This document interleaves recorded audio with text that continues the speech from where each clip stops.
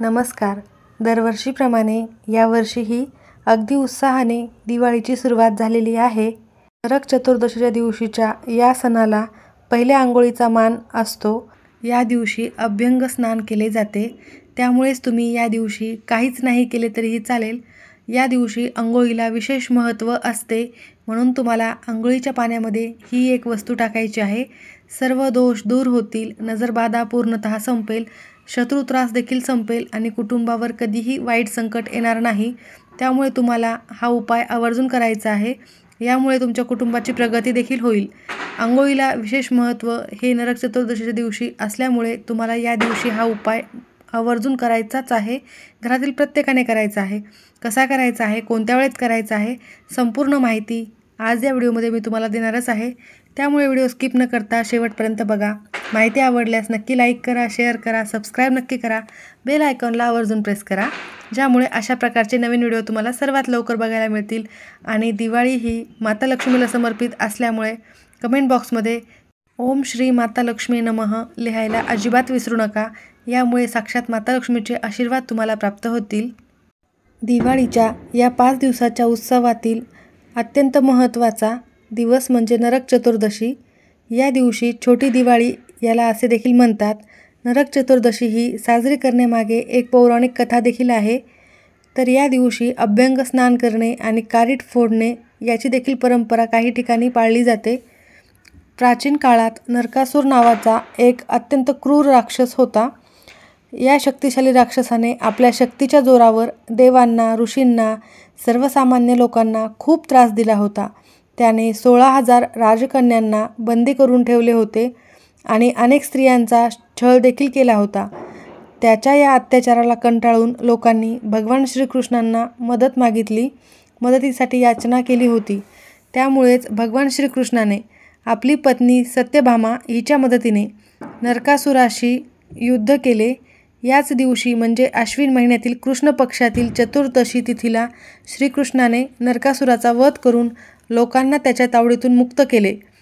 नरकासुराच्या वधानंतर लोकांनी अत्याचारातून मुक्त झाल्याचा आनंद म्हणून हा दिवस उत्सवाने साजरा केलेला आहे, जो पुढे नरक चतुर्दशी म्हणून ओळखला जाऊ लागला. या दिवशी अभ्यंग स्नानाला विशेष महत्त्व आहे. नरकासुराचा वध करून परतल्यानंतर श्रीकृष्णाच्या शरीराला त्याच्या रक्ताचे थेंब आणि घामाचे डाग लागले होते. हे डाग धुवून शरीर शुद्ध करण्यासाठी श्रीकृष्णाने सुगंधित तेल उटणे लावून स्नान केले. त्यावरून अभ्यंग स्नानाची प्रथा सुरू झालेली आहे. हे स्नान पहाटे सूर्योदयापूर्वीच करायचे असते. मान्यतेनुसार नरक चतुर्दशीला अभ्यंग स्नान केल्याने मनुष्याचे वर्षभरातील सर्व पाप धुतले जातात अशी देखील मान्यता आहे. सर्व पापातून मुक्ती मिळते. या दिवशी स्नान केल्याने नरक यातनांपासून देखील मुक्ती मिळते अशी देखील मान्यता आहे. त्यामुळे आवर्जून प्रत्येकाने या दिवशी स्नान करायचे आहे, तेही लवकर अभ्यंग स्नान करायचे आहे आणि अंघोळीच्या पाण्यामध्ये काही वस्तू टाकायच्या आहेत. या दिवशी अभ्यंग स्नानानंतर यमतर्पण केल्याने अकाली मृत्यूचे भय टळते, म्हणून यमतर्पण देखील या दिवशी देखील केले जाते.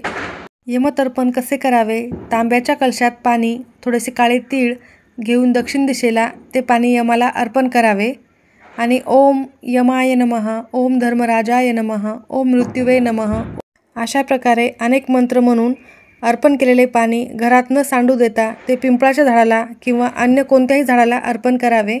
म्हणजे तुम्हाला दक्षिण दिशेला हे पाणी अर्पण करताना घरामध्ये सांडायचे नाही आहे, तर एखाद्या झाडावर अर्पण केले तरी चालेल. तुम्हाला तुमच्या आयुष्यात सतत अडचणी जाणवत असतील, सतत नकारात्मकता तुमच्यावर असेल, एखादा शत्रू असेल, तो शत्रू गुपित असेल, आपल्या आजूबाजूला काही असे लोक असतात, ते आपल्या तोंडावर गोड बोलतात पण माघारी आपल्याविषयी सतत वाईट विचार करत असतात आणि त्यांचा शत्रू त्रास आपल्याला होत असल्यामुळे आपण सतत नकारात्मकता विचार नकारात्मक करत असतो, त्यासोबतच चिडचिड करत असतो. तर असा सर्व शत्रू त्रास संपवण्यासाठी आणि या शत्रू त्रासामुळे आपल्याला अनेक अडचणी देखील येत असतात. तर असा शत्रू त्रास पूर्णतः नष्ट होण्यासाठी आपल्याला अंघोळीच्या पाण्यामध्ये आवर्जून नरक चतुर्दशीच्या दिवशी ही एक वस्तू टाकायची आहे. यामुळे तुमचा शत्रू त्रास देखील संपेल, नजरबाधा देखील दूर होईल आणि तुमच्या आयुष्यातील सर्व संकटे सहजच दूर होतील. कारण या दिवशी सर्व पापांचा देखील नाश होत असतो आणि अशा वाईट शक्तींचा देखील नाश होणारच आहे. म्हणून तुम्हाला अंघोळीच्या पाण्यामध्ये ही एक वस्तू आवर्जून टाकायची आहे. तुमच्या कुटुंबावर कधीही वाईट संकट येणार नाही आणि यामुळेच तुमच्या कुटुंबाची प्रगती होणार आहे. तुमच्या मुलांची देखील प्रगती होणार आहे. त्यामुळे तुम्हाला अवश्य अंघोळीच्या पाण्यामध्ये ही वस्तू टाकायची आहे. घरातील लहानातल्या लहान मुलांपासून ते मोठ्यांपर्यंत सर्वांनी अंघोळीच्या पाण्यामध्ये ही एक वस्तू आवर्जून नरक चतुर्दशीच्या दिवशी टाकायचीच आहे. अभ्यंग स्नानापूर्वी कारीट नावाचे एक फळ जे कडवट असते ते पायाने फोडण्याची काही ठिकाणी प्रथा आहे. ही प्रथा नरक चतुर्दशीचा एक महत्त्वाचा भाग मानला जातो, कारण कारीट हे नरकासुराचे प्रतीक मानले जाते. श्रीकृष्णाने नरकासुराचा वध केला याचे प्रतीक म्हणून नरक चतुर्दशीला पहाटे पाय ठेवून कारीट फोडले जाते. कारीट फोडल्यावर त्यातून बाहेर पडणारा लालसर आणि पिवळसर रस असतो, हा नरकासुराच्या रक्ताचे प्रतीक मानले जाते. हे कृत्य वाईटावर आणि पापांवर विजय मिळवल्याचा शुभ संकेत देत असते. त्यामुळेच कारीट फोडल्यानंतर येणारा कडवट वास नरकासुरानंतर दूर झालेल्या अत्याचार आणि वाईट शक्तीचे प्रतीक मानले जाते. यानंतर सुगंधित अभ्यंग स्नान करून शुद्ध आणि सात्विक जीवनाची सुरुवात होत असते. थोडक्यात काय, नरक चतुर्दशी ही फक्त दिवाळीची तयारीच नाही, तर ती अत्याचारावर धर्माचा विजय आणि पापावर पुण्याचा विजय मिळवल्याचे देखील प्रतीक दर्शवते. या दिवशी अभ्यंग स्नान आणि कारीट फोडण्याची प्रथा पाळून प्रत्येकजण आपल्या जीवनातील वाईट प्रवृत्ती आणि नकारात्मकतेवर विजय मिळवतो आणि यामुळेच अहंकार, आसुरी वृत्तींचा नाश होतो अशी देखील भावना आहे. या दिवशी सूर्योदयाच्या आधी उटणे लावून तिळाचे तेल लावून स्नान केले जाते. या स्नानाला अभ्यंग स्नान असे म्हणतात. याचा अर्थ शरीरशुद्धी व आरोग्य रक्षण असे देखील संबंधित आहे. अभ्यंग स्नान हे वातदोष, त्वचा विकार यापासून बचाव करतात. धार्मिक दृष्टिकोनातून या दिवशी स्नान केल्याने पापांचा नाश होतो आणि आरोग्य, सौंदर्य आणि आयुष्य वृद्धी होते असे देखील मानले जाते. यम म्हणजे मृत्यूची देवता. चतुर्दशीच्या दिवशी सूर्योदयापूर्वी यमाला जल अर्पण करावे, यामुळे अकाली मृत्यूपासून संरक्षण होते असे मानले जाते. आणि दीपदान, यमतर्पण याला असे देखील म्हणतात, ज्यामुळे पूर्वजांना देखील श्रद्धांजली अर्पण केली जाते आणि यमराज देखील प्रसन्न होतात आणि यामुळे आपले देखील संरक्षण होत असते. तर हा उपाय करण्यासाठी आपल्याला सकाळी लवकर उठायचे आहे. तुम्ही ब्रह्ममुहूर्तावर आंघोळ केली तर उत्तम ठरेल, कारण या दिवशी ब्रह्ममुहूर्तावरच आंघोळ करण्याला विशेष महत्त्व असते. सूर्य उगवण्याच्या आधीच या दिवशी आंघोळ केली जाते. तर या दिवशी तुम्हाला आंघोळीच्या पाण्यामध्ये थोडीसे आघाडाचे पान टाकायचे आहे. या पानामुळे नकारात्मकता पूर्णतः दूर होत असते. अगदी एक पान थोडंसं तोडून टाकलं तरी तुम्हाला चालेल. त्याचबरोबर चिमूटभर हळद आपल्याला आंघोळीच्या पाण्यामध्ये टाकायची आहे. हळद ही माता लक्ष्मीला अत्यंत प्रिय आहे, त्यामुळे हळद टाकायची आहे. आणि या दिवशी तुम्हाला थोडेसे मीठ देखील आंघोळीच्या पाण्यामध्ये आवर्जून टाकायचे आहे. यामुळे नकारात्मकता पूर्णतः नष्ट होत असते आणि नजरदोष देखील पूर्णतः संपतो. मांगल्याचे प्रतीक म्हणून तुम्हाला या दिवशी एक लवंग देखील आंघोळीच्या पाण्यामध्ये टाकायचे आहे.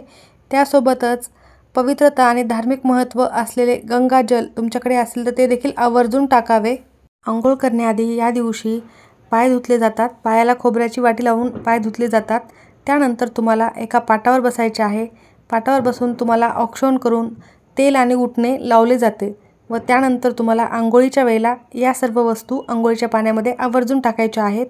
अत्यंत शुभ आणि फलदायी असणार आहेत. त्यासोबतच तुम्हाला हा एक अत्यंत प्रभावी उपाय देखील आवर्जून करायचा आहे. नरक चतुर्दशीच्या दिवशी घराच्या दक्षिण दिशेला दिवा लावणे अत्यंत शुभ मानले जाते. ही दिशा यमदेवांना समर्पित असल्यामुळे या ठिकाणी दिवा लावल्याने अकाली मृत्यूचे भय दूर होते आणि आर्थिक संकटावर मात करण्यात येते. त्यासोबतच नरक चतुर्दशीच्या दिवशी तुळशीच्या रोपाजवळ देखील एक दिवा लावावा, हे देखील अत्यंत शुभ काम आहे. तुम्हाला सकाळी उठल्या उठल्या हे दिवे प्रज्वलित करायचे आहेत. 2 दिवे तुमच्या मुख्य प्रवेशद्वारावर लावायचे आहेत. एक दक्षिणेकडे तोंड करून लावायचा आहे, एक तुळशीजवळ लावायचा आहे आणि एक दिवा देवाजवळ प्रज्वलित करायचा आहे. अशा प्रकारे तुम्ही सकाळी उठल्यानंतर पंत्या लावायच्या आहेत. त्यानंतर तुम्हाला हे शुभ काम म्हणजेच नरक चतुर्दशीला अत्यंत महत्त्वाचे असलेले अभ्यंग स्नान करायचे आहे. आणि त्याबरोबर अजून एक तुम्हाला उपाय मी थोडक्यात सांगत आहे. या दिवशी चांदीचे नाणे आणि गोमती चक्र लक्ष्मी मातेच्या चरणी अर्पण करायचे आहे. तर तुम्हाला सकाळी देवाची विधिवत पूजा करून घ्यायची आहे. लक्ष्मी देवीची पूजा करायची आहे आणि हे चांदीचे नाणे असेल आणि गोमती चक्र असेल तर ते अर्पण करायचे आहे. नंतर ते पर्समध्ये ठेवायचे आहे किंवा जिथे तुम्ही तुमचे पैसे ठेवता त्या तिजोरीमध्ये ठेवायचे आहे. असे केल्याने अचानक होणारे खर्च थांबतात आणि पैशांचा प्रवाह वाढतो असे देखील सांगण्यात आलेले आहे. अत्यंत विशेष उपाय आहे. व्यापाऱ्यांसाठी तर अत्यंत लाभदायी आहे, त्यामुळे आवर्जून करावा.